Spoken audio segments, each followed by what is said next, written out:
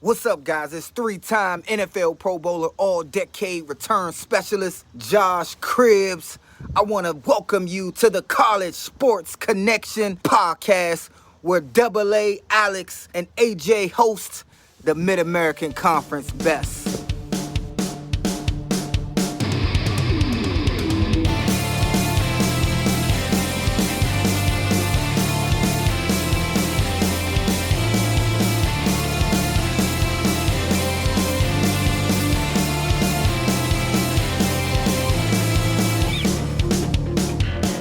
All right, everybody, welcome back to the College Sports Connection podcast. I'm your host, Alex the Captain. Joining me, as always, it's AJ the Guru. What's going on, everybody?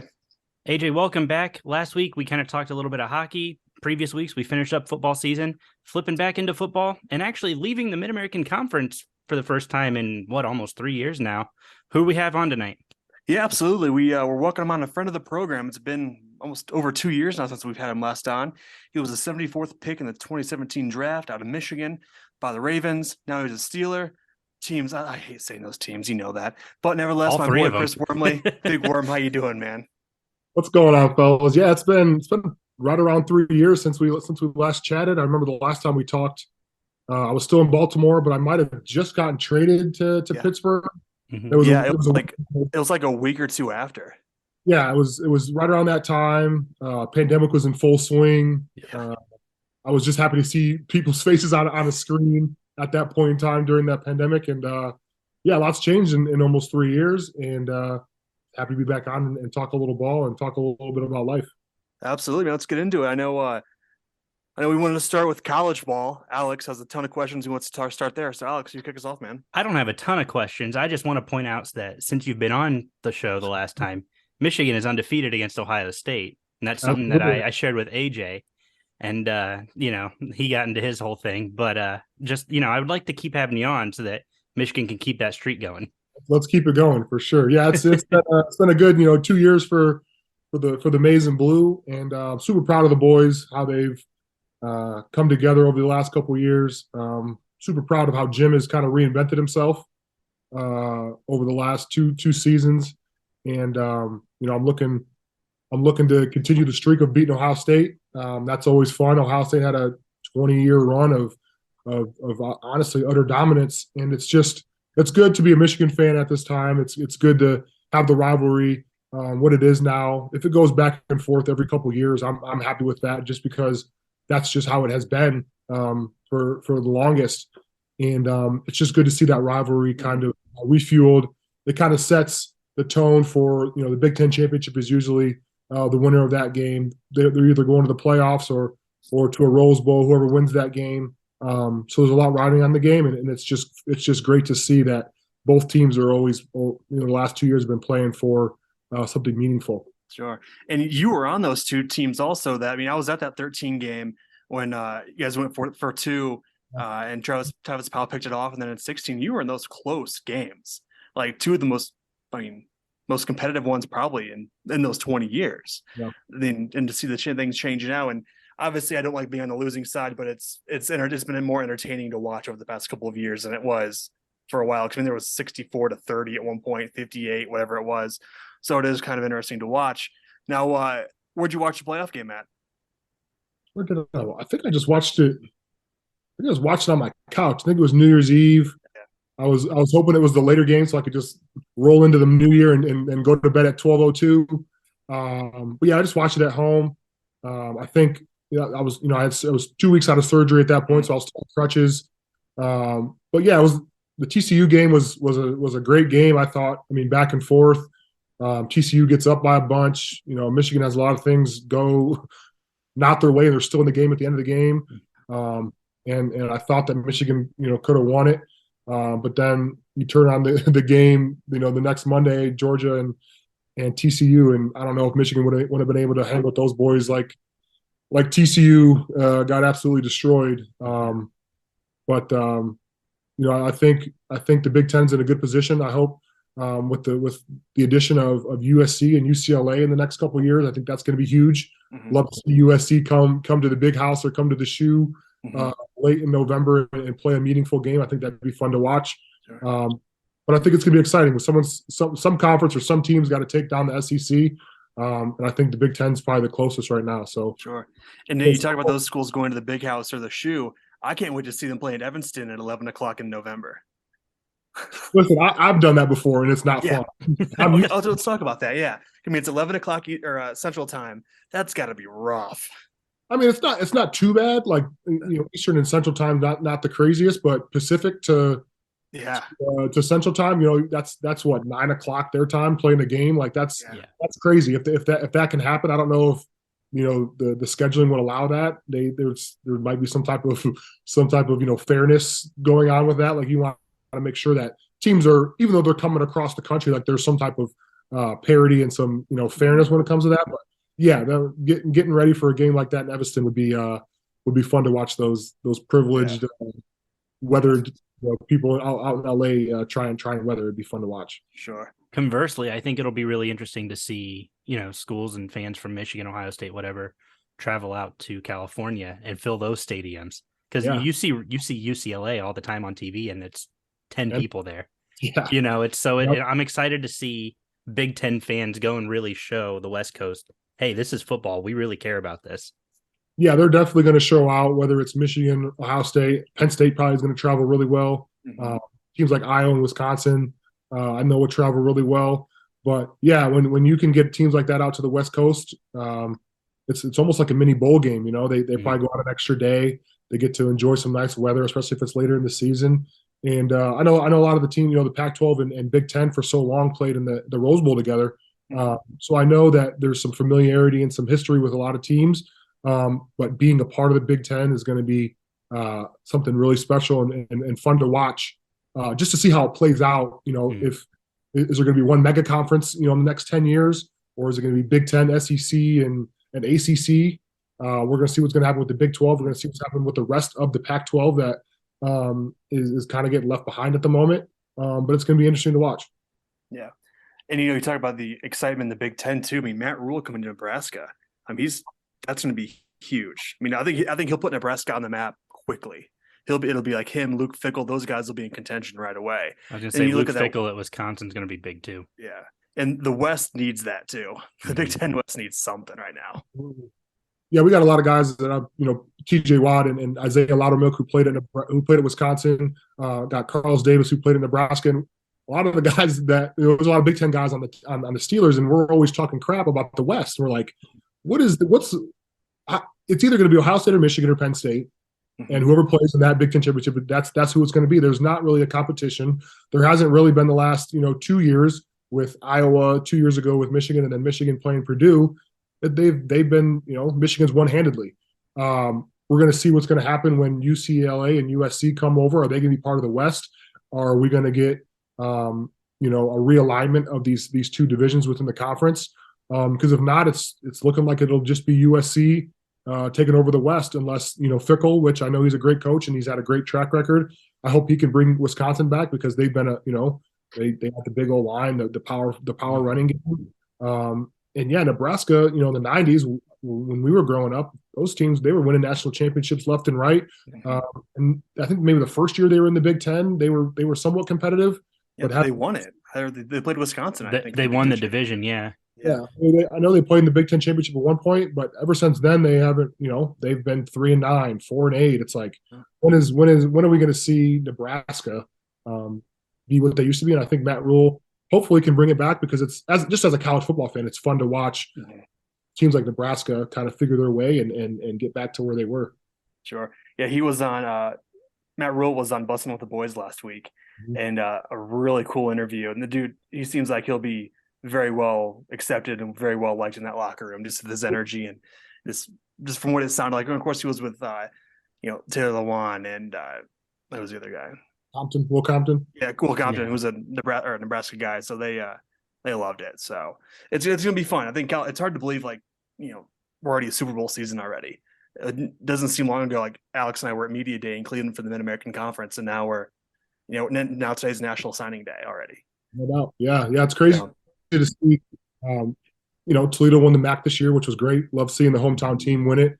My brother-in-law is looking at potentially walking on to Eastern Michigan, nice. Either between that or a couple D3 schools. So I'll rep some Eastern Michigan gear if he's a part of that team, which would be cool to see. But the MAC has been, at least this year that I've been watching. I'm always pulling for Toledo, always rooting for them, but it seemed like it was a more competitive conference this year, maybe in the past, especially with UT.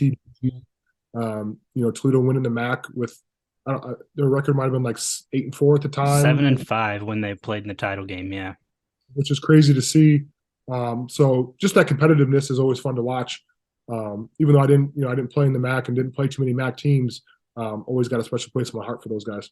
It's funny. We were talking, I think AJ and I were talking 2 days ago about, you remember Jared Pugsley a little bit from, the Ravens stuff. You guys actually played each other in that Akron, Michigan game.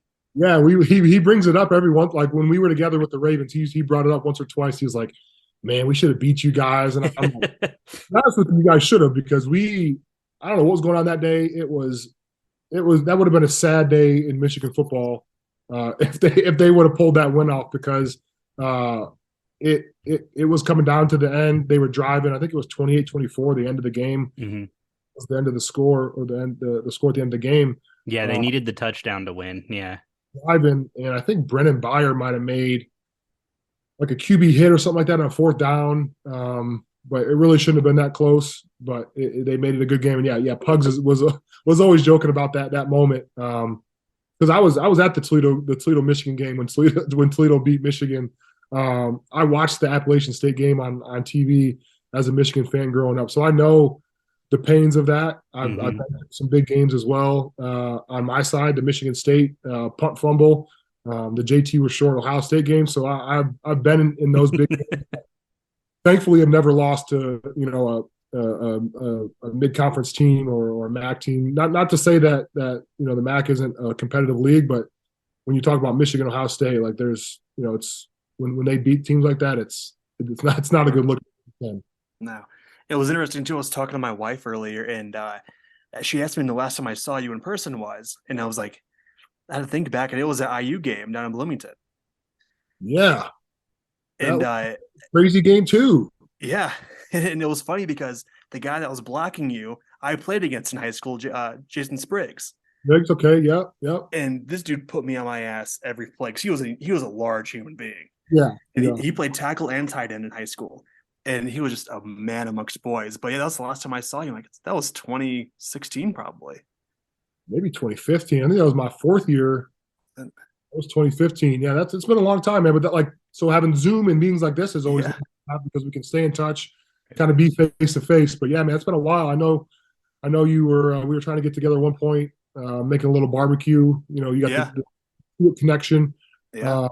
That never really transpired. But yeah, man, it's we go from working for the Mud Hens to the lingerie football game at Huntington Center, which I have a random video on my phone that I scroll through every once in a while. I'm like, oh yeah, I forgot about that game when we were like front row banging on the boards like it was. It's on YouTube. Oh yeah, we were the only ones in there. It was great.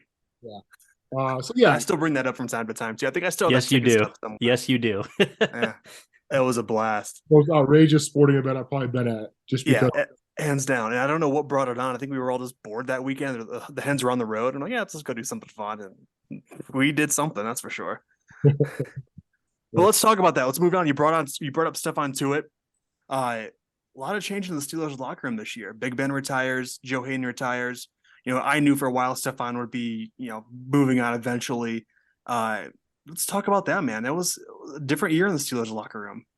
Yeah, man. When you have a Hall of Fame quarterback, your leader of the team retires, people are going to be looking for answers. And that was kind of leading up into the draft. People were like, what's it going to be? Who's it going to be? We signed Trubisky. And I think all along everyone knew he was kind of going to be like the bridge quarterback to whoever we drafted.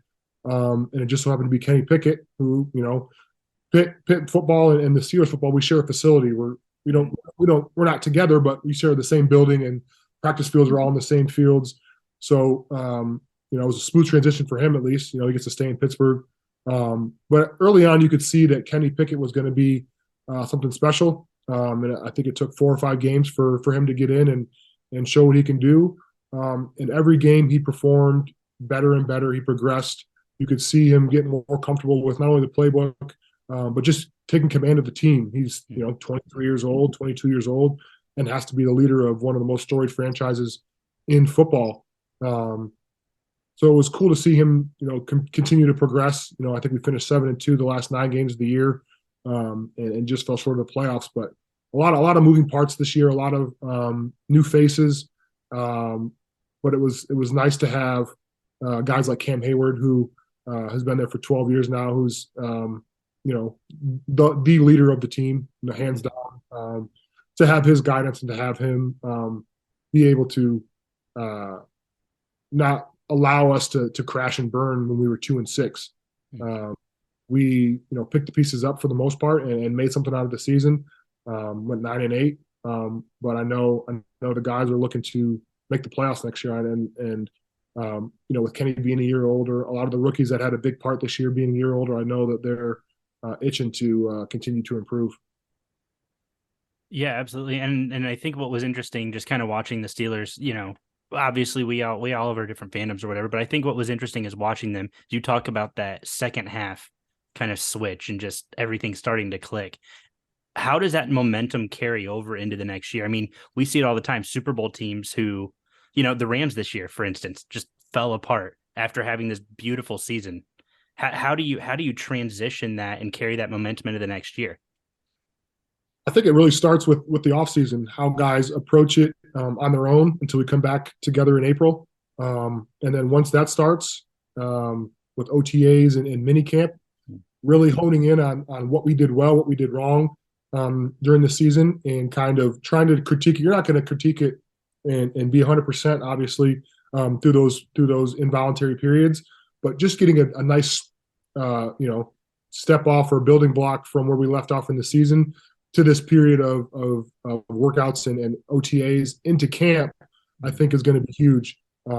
Those young guys got a taste of what it's like to produce and perform at a high level in the NFL, and I think that's going to carry on. And the older guys are just going to have to lead and guide the team to have success, which I think the old guys are up to it. I know the young guys are looking forward to putting their mark in not only in Pittsburgh but throughout the entire league. So throughout the season, all the ups and downs and the struggles, and Coach Tomlin's seems like a very players-minded coach. Of course, you didn't know him when the last time we spoke. How was he able to, ride that wave? Because that was new to him as well. I mean, he went 15 years with, winning seasons and success, and obviously to have a rocky season. What was his mindset like, and how did he, portray that in the locker room and in the meetings? Yeah, I think him being the leader of our team, we were looking for answers from him. And I think he provided it, not in the sense of, we got to get our stuff together, but we got to start winning games. And there was never talk from him about, hey guys, we gotta win this for me. I can't have a losing season on my resume, this and that. It was just, let's get better each and every week. Let's win this game. Let's win the next game. Let's stack these wins, because there was a time where we had 1-2 games in a row all season. So let's stack these wins. Let's get 2, 3, 4 in a row. Let's continue to produce, continue to put stuff out on tape, and let's continue to develop and grow, not just individually, but as a team. And we saw that, really pay off the second half of the season, going 7-2. Sure. You talk about leaders also, like a guy like Cam Hayward, for example, you mentioned 12 years. How is he able to stay so consistent and really, he's on the field all the time? He's got to be the longest tenured Steeler on the roster now. How is he able to stay consistent and healthy, at this point in his career going to year 13? Yeah, I'm still trying to figure it out. Like I just finished year 6. I just tore my ACL. I've had injuries here and there, this major one now, and it seems like Cam just doesn't faze him. Being injured doesn't hurt. I don't know what it is, but maybe his bones are a little stronger than ours. I don't know what it is, but he is an Iron Man. He's consistent. He's not just consistent as like a good player, consistent as like a great player, making plays every game. We look to him to not only his leadership, but for him to make that play in the fourth quarter. It's been fun these last 3 years to watch him and just to learn from him. I came in here in Pittsburgh in my 4th year. I thought I was a vet. I thought I kind of knew the NFL. but getting to learn from him and learn from some of the older guys on the team has been fun to be a part of. And I know I've been a better player, and I've been playing better football because of guys like Cam, just to learn off of and just to watch his day-to-day routine. So you mentioned obviously this year the injury. Was this a contract year for you? It was, yeah. So okay. How does that work? Yeah, that's a good question. This is my first time. This will be my second time going through free agency, but my first time being hurt. So it'll be interesting to see how it is. I think it's going to be a slower process. I think free agency starts mid-March or so, second week of March. Mm-hmm. So it's I'm not going to be healthy by then. It's 3 months out of surgery, and ACL is a 6 to 9 month ordeal. So when it comes to the recovery process, so it's going to be a slower process. I know I'm going to be picked up by somebody eventually. Maybe it's the Steelers, maybe it's not. But I know the tape I put out the last 2 years has shown that I can play ball at a high level. Made a lot of big plays the last 2 years. But I know it's going to be a slower process just because teams aren't going to take a guy that's 3 months out of ACL surgery. So I'm hoping to be on a team by June. But we'll see how the process goes. Maybe it's sooner, maybe it's later. But my biggest thing is staying healthy and getting healthy this upcoming season. Sure. In doing research here, you're talking about your stat, putting stuff on tape. Who was your first sack against? Do you remember? Marcus Mariota, my second year. Yeah. It was a 21-0 win. Yeah, we had, I think, I was the first sack of the game that game, and we had like 11 or 12 sacks in the game of like a Ravens record or something like that. So that's fun to be a part of that record, I guess, for the Ravens. But yeah, sure. And that would have been Mariota's third year probably. Yeah, third or fourth. He was a full starter, but for some reason I have a knack of like sacking Heisman quarterbacks: Mariota, Lamar Jackson, Burrow, Mayfield. Yeah, might be one or two, but there's a couple good photos of you out there sacking Jackson and Mayfield that are pretty elite. So yeah, that's a whole thing for you. I'll have to look into that. Sure. Now, at the beginning of the year, did you get a pair of black Air Force Ones also? I did. I actually just wore them. I took my daughter. We were she was like a little scooter. We were just going around the neighborhood. We stopped at the park for a little bit, and I wore the black Air Forces while walking. Incredibly great, comfortable shoes. So that took over social media for like a week. That was great. It was pretty funny, yeah. It paid off too. I think that was the first weekend we played the Bengals, and it was an away game, so we needed that black Air Force energy to help us win the game. It was a tough one. Sure. So early on in the year, there was a lot of discussion with the NFLPA on the turf versus grass fields. And I know you were a part of that. I remember your Twitter, and now I see Tennessee is adding turf in 2024. From a player's perspective, from the union perspective, kind of where are they at on that, and what kind of progress has been made in that front? Yeah, I guess to go on the Titans thing, that's pretty foolish, I think, of them to see what's been going on, to have the data, to have the studies and everything like that. And there's two different types of turf. I think one is better, based on the studies that have come out and just the injuries that have come out over the last couple of years. But I think MetLife Stadium in New York is changing their turf to grass, I think, next year, which is huge. They're one of the most notorious stadiums and fields for major injuries. But it's funny to see when a Premier League soccer team comes over to play in a stadium, they'll change the turf to grass in a heartbeat. Like, soccer players will not play on turf, and it's like, well, why can't you do that for us who are on those fields every single Sunday? Right. 8 games at least for home games for every team. The Steelers are on grass, and to be honest, the Steelers' grass isn't the greatest. But every team in the league, I think, should switch to some type of grass.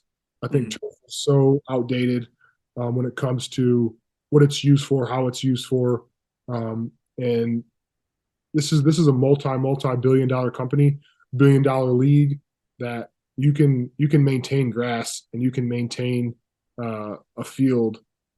It's not it doesn't take a lot of resources for somebody or for teams or for a league that has every team's worth $6 billion or whatever it is now. Mm-hmm. So are the Raiders and Arizona, are they doing the right thing with wheeling the grass in and out of the stadium? I mean, they grow it outside and wheel it right in. Is that kind of, a trend that you can see with teams who have domes now? Yeah, I think it would be really hard for like a team like Minnesota to grow grass Mm-hmm. in November, December, January. I was just thinking New England trying to grow grass up there in Detroit. yeah, like.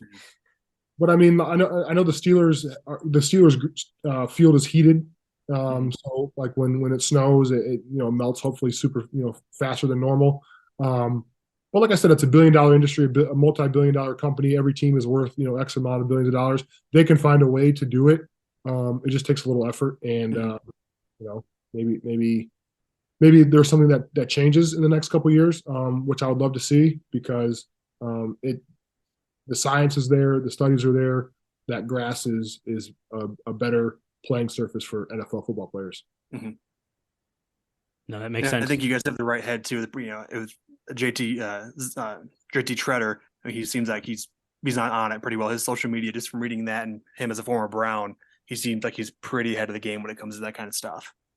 Yeah. He's actually our player rep president. So he's the one that's really facilitating a lot of this, kind of spearheading a lot of these initiatives as far as getting the word out and kind of coming together as a union and as a player league to get the ball rolling on some of these things. And like I said, MetLife is changing theirs by next season, which is huge. So hopefully more teams do that.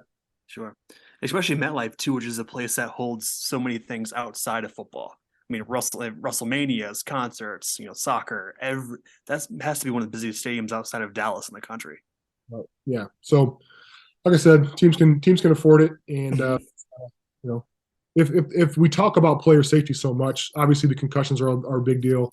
But we talk about player safety initiatives all the time. How can we make this game safer? How can we not have Tom Brady get sacked and shoved to the ground for a roughing the passer call? If all of these player initiatives are, kind of put your money where your mouth is, kind of put what you're talking about and what you're preaching, let's see some action and let's see some progress when it comes to, the playing surface of football. Sure. You mentioned Tom Brady retiring, or you mentioned Tom Brady. He retired today again.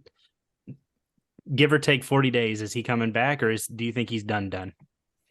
It sounded like his Instagram video. It's like one of the first things I see when I popped up on Instagram was him, and it sounded like he was almost like grieving, like, oh no, I have to go to Fox and make $37 million talking football.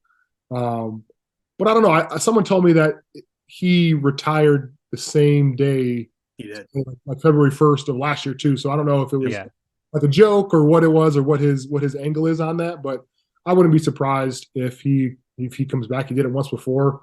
Might be a Brett Favre thing or an MJ retirement thing coming back. But I know if he wants to come back, teams are probably going to be lining up to have him on the team. But who knows? I know he has a lot of things that he can be doing other than playing football. So wish him all the best of luck. It definitely won't be in Tampa because they fired their offensive coordinator, so I doubt he's going to want to deal with that again. But it will be interesting. I mean, the same day as last year. In his video, you're right, he was kind of grieving on his beach. Like, okay, come on now, we get it. Just chilling. All right. And it's like I'm 2 hours behind the East Coast here in Colorado, and it's like 6 a.m. I saw that. I'm like, oh, what a rough life. Like, look at the snow I have outside. Like, it looks the same, but it's not. Yeah.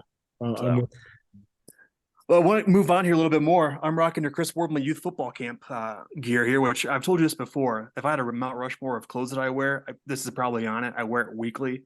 So comfortable. You had your first camp this past year in Toledo. Talk a little bit about that, and I assume we'll be doing it this summer as well.